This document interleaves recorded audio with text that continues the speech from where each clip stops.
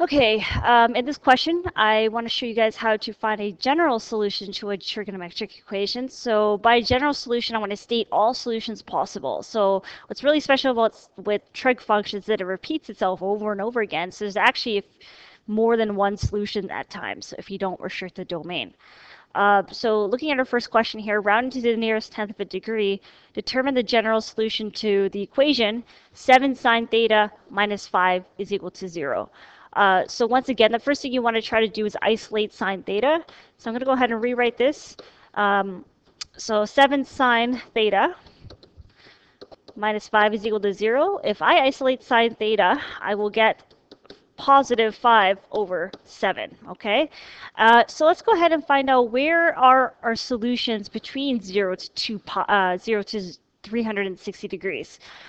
So first of all, sine is positive, so using our add sugar to coffee rule, we're going to have two possible quadrants where this could be.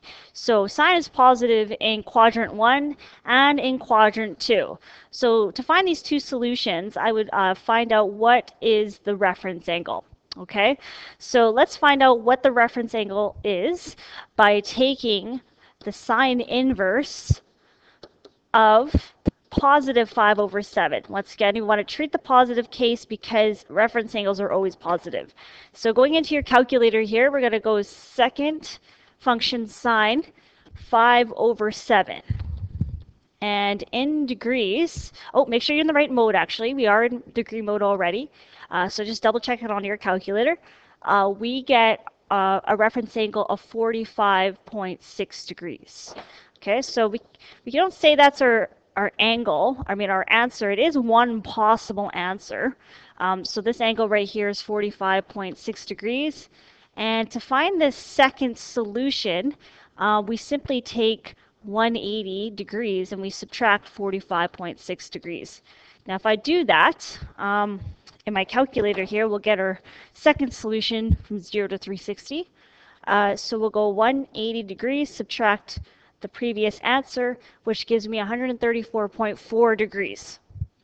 Okay, so here are my solutions between 0 to 360, but we want to state a more general solution. So remember, the period for any sine function is 360, so it repeats itself every 360 degrees. So first of all, if I look at the first terminal arm, this solution will repeat every 360 degrees. So in other words, all coterminal angles with 45.6 is considered a solution.